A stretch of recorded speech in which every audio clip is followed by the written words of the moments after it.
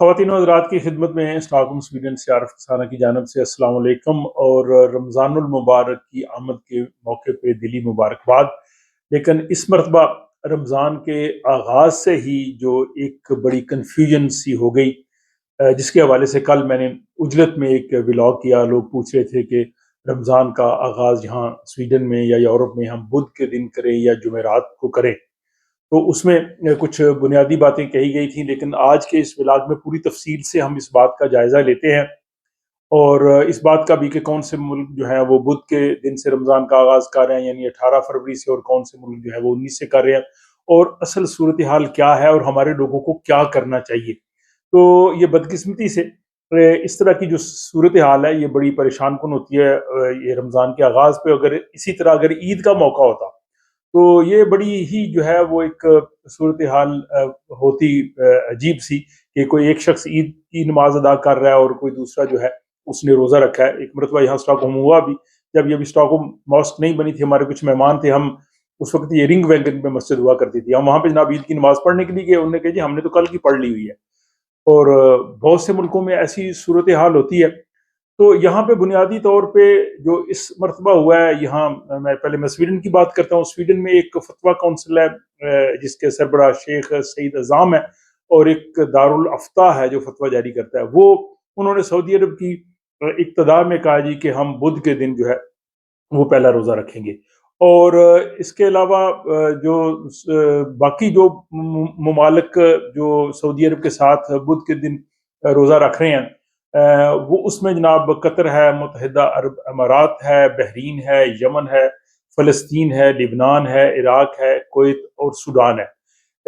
सबसे पहले बुनियादी तौर पे जो सऊदी अरब की शाही अदालत है और उसके बाद वहाँ की सुप्रीम कोर्ट ने ये ऐलान किया कि जो है वो बुध के दिन जो है वो पहला रोज़ा होगा, क्योंकि जो है वो 17 फरवरी मंगल की शाम को चांद नज़र आ गया। ये उनका वर्डिक्ट था। इसके मुताबिक इन ममालिक ने जो है वो बुध के रोज़ से जो है वो आगाज़ कर दिया रमज़ान का। लेकिन दूसरी जानब वहीं जो है वो अरब मुल्क जो है वो मशरिक़ वस्ता के, जिनमें उर्दन है, शाम है, मिस्र है, और इसके बाद इंडोनेशिया और मलाइशिया है, तुर्की है, ब्रुनाई है, अमान है, सिंगापुर वगैरह, इन सब ने कहा है जी कि हम जो है वो रोज़ा रखेंगे जुमेरात 19 फरवरी से। और इसके अलावा अलजायर, ट्यूनिस, बांग्लादेश, पाकिस्तान, भारत, इन्होंने भी ऐलान नहीं किया। तो इसका मतलब कि वो भी जो है वो बुध के रोज़ जो है वो पहला रोज़ा नहीं रख रहे। यहाँ यूरोप में जो यूरोपियन फतवा काउंसिल थी, उन्होंने कहा था कि हम रमज़ान का आगाज़ जो है वो 19 फरवरी को करेंगे, और इसकी बुनियाद उन्होंने जो फल्कियाती साइंसी जो तहकीक की शवाहद हैं उसकी रोशनी में किया। लेकिन दूसरी तरफ वो लोग जो कहते हैं यहाँ के हम से देख के हम रोज़ा रखते हैं, उन्होंने बुध के दिन जो है वो किया। यहाँ स्टॉकहोम मस्जिद की जो वेबसाइट है और उनका जो फेसबुक पेज है, उस पे उन्होंने यूरोपीय फतवा काउंसिल का 2 सफ़ात का फतवा स्वीडिश और अरबी ज़बान में लगाया है, और उन्होंने बड़ी तफसील से उस पे लिखा है। उन्होंने कहा जी कि यूरोपीय काउंसिल बराए फतवा और तहकीक ने इस मामले पे पूरा जो है वो जायज़ा लिया हुआ है, और इस ज़िमन में उन्होंने पस मंज़र भी बताया है कि हमारा एक इजलास 1978 में इस्तांबुल में हुआ था। तो वहाँ पे ये बात की गई कि रमज़ान और ईदैन और सारा जो इस्लामी कैलेंडर है ये एक तरह से होना चाहिए। इसके बाद फिर उन्होंने कहा जी कि फ़िक़्ह एकेडमी का इजलास 1986 में हुआ, उसमें भी मुसलमान स्कॉलर्स थे, उन्होंने इस चीज़ पे जो है वो गौर किया। इसके बाद पेरिस में 2012 में जो है वो सेमिनार हुआ, जिसमें साइंटिस्ट भी थे, स्कॉलर्स भी थे, और इसमें ये सारी चीज़ जो है वो देखी गई कि ये हम किस तरह से हम जो है वो एक बना सकते हैं, एक इत्तेहाद की सूरत में हम ये कैलेंडर एक बनाएं।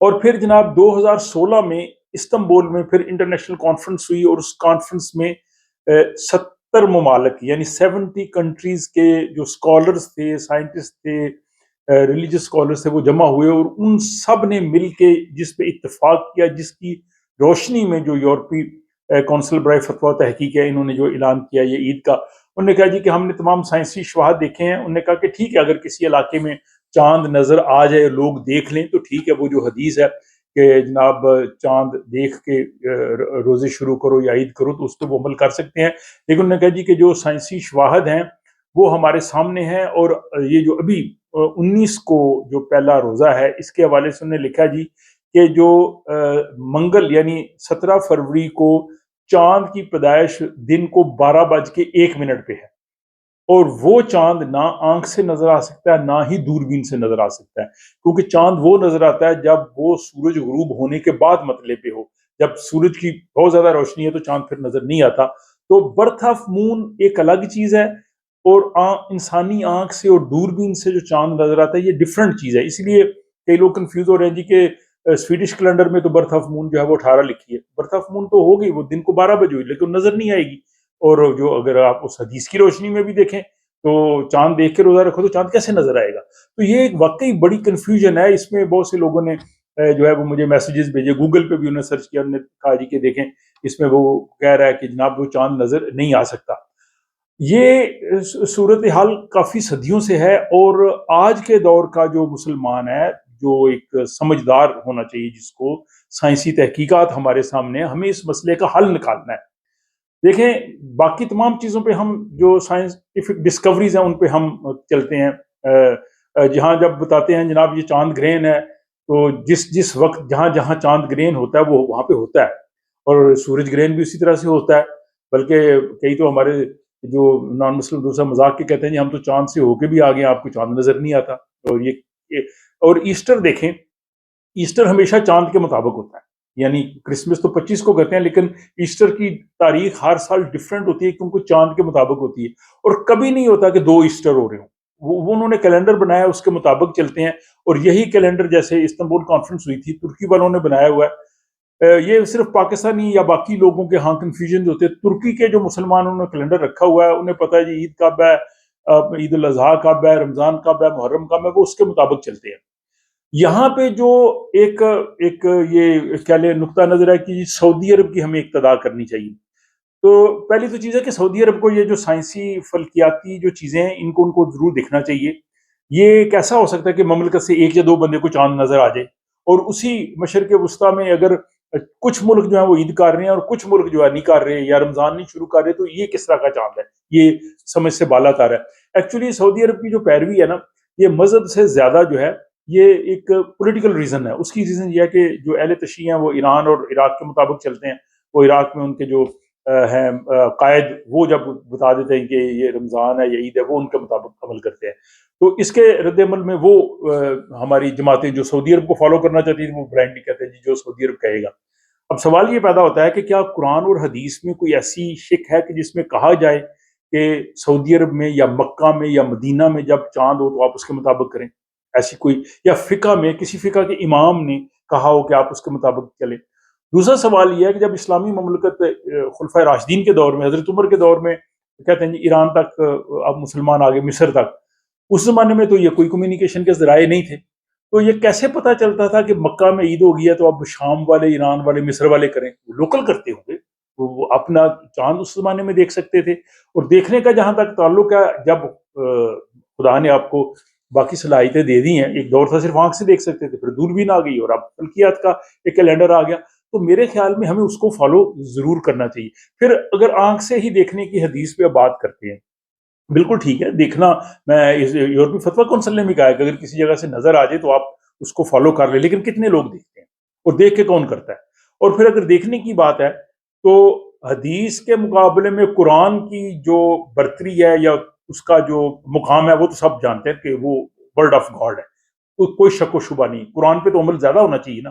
اب قرآن کی آیت ہے سورہ بقرہ کی 187ویں آیت، جس میں سیر اور افطار کا ذکر ہے کہ آپ اس وقت تک کھانا کھاؤ جب سفید ڈورا کالے ڈورے سے الگ ہو جائے، یعنی وہ جس وقت ڈان ہوتی ہے اس وقت تک کھاؤ، جب یہ نظر آنا کھانا بند کر دو، اور رات کو جو ہے وہ تک افطار کرو. کوئی شخص جا کے باہر ڈورا دیکھتا ہے کہ میں دیکھا ہوں کہ یہ جی سفید ڈورا کالے ڈورے سے الگ ہو گیا؟ جو کہتے ہیں چاند دیکھ کے روزہ کریں، ان کو چاہیے کہ صبح سحری کے وقت باہر جا کے دیکھیں ہاں جی ابھی یہ ہو گئی ہے، پوپ پھٹ گئی ہے یا نہیں پھٹی. وہاں پہ تو وہ کیلنڈر، وہ جو ٹائم ٹیبل ہے اس کو چلاتے ہیں. ٹائم ٹیبل کس نے بنایا؟ سائنسدانوں نے بنایا. روزہ آپ کس کے مطابق افطار کرتے ہیں، رکھتے ہیں کس کے مطابق، نمازیں کس کے، یہ جو ہمارے ٹائم ٹیبل یہ کیسے آئے ہیں؟ تو میرا خیال ہے اس روش کو تھوڑا ہمیں چینج ہونا چاہیے، کیونکہ ہماری یہ جو سوچ ہے نا یہ صرف مذہب کی چیز نہیں ہے. ہماری قومی زندگی میں، ہماری ترقی میں یہ بہت بڑی رکاوٹ ہے، یہ سوچ جو آرتھوڈکس سوچ ہے، جس کو اقبال نے کہا تھا کہ آئین نو سے ڈرنا، طرز کہن پہ اڑنا، آئین نو سے ڈرنا، طرز کہن پہ اڑنا، منزل یہی کٹھن ہے قوموں کی زندگی میں کہ نئی چیز کو اڈاپٹ نہیں کرنا، پرانی چیز پہ ہی رہنا ہے۔ اور اس میں آپ ایون آپ مسیحیت کو دیکھ لیں کہ جو ان کے کیتھولک فرقے کے ممالک ہیں، کرسچن کنٹریز، وہ ترقی میں پیچھے رہ گئے ہیں، اور جو پروٹیسٹنٹ ہیں جنہوں نے کہا جی ہمیں زمانے کے تقاضوں کو سمجھنا چاہیے، وہ پروگرس میں آگے آگے۔ تو ہمیں اس چیز کو میں سمجھتا ہوں کہ ضرور دیکھنا چاہیے، ہمارے جو اسکالرز ہیں، ہمارے جو علماء ہیں، ان کو بھی سمجھنا چاہیے۔ چاند کو دیکھنا یہ مذہبی اسکالرز کا تو کام ہی نہیں، یہ تو سائنٹسٹوں کا کام ہے، وہ بتا سکتے ہیں بھی یہ ہے، کیلنڈر بنا لیں جیسے ترکی نے بنایا، اور جیسے یہ اپنا استنبول کانفرنس جو 2016 ہوئی تھی میرا خیال، جس میں 70 ملکوں کے نمائندے تھے، اس کے مطابق چلنا چاہیے۔ اور اس کو اگر آئیڈیل سچویشن تو یہ ہے کہ اگر اسلامی کانفرنس جو ہے وہ اس کو اڈاپٹ کر لے اور پھر انٹرنیشنلی ایک اناؤنسمنٹ ہو تو اس کے مطابق سارے چلیں، تاکہ جو ہے اس طرح کی کنفیوز نہ ہو، لوگ ایک دوسرے کو پوچھتے نہ رہیں۔ تو بہرحال یہ میرا نقطہ نظر تھا، جو میں اس حوالے سے جو میری معلومات تھی وہ میں نے دی ہیں، کیونکہ ہم نے بچپن میں بھی دیکھا، ہم سیالکوٹ کا ایک علاقہ تحصیل ڈسکے کا کورے کی، وہاں میں بچپن میں رہا ہوں، اسکول گوئنگ تھا، وہاں ہمارے جو امام مسجد تھے مولانا محمد صدیق، اللہ تعالیٰ مغفرت کرے، بہت نیک انسان، عالم با عمل، اور بہت اچھے، لیکن وہ پرانی سوچ کے تھے۔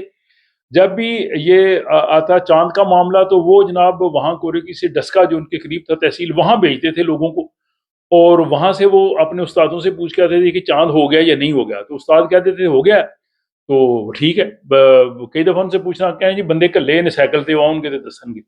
اس طرح یہاں پہ بھی ہمارے علامہ تھانوی صاحب تھے، اللہ تعالیٰ انہیں غریق رحمت کرے، بہت عرصہ پہلے سویڈن میں بھی ایسی سچویشن ہوا کرتی تھی۔ تو ایک دفعہ میں نے 29 جو رمضان میں نے پوچھا، میں نے کہا جی حضرت صبح عید ہے یا روزہ رکھنا ہے؟ کہتے ہم بس بیٹھے ہیں انتظار کر رہے ہیں۔ میں نے کہا جی اب تو عشاء کا وقت بھی گزرا ہے، اب کہاں سے آپ کو میسج آئے گا؟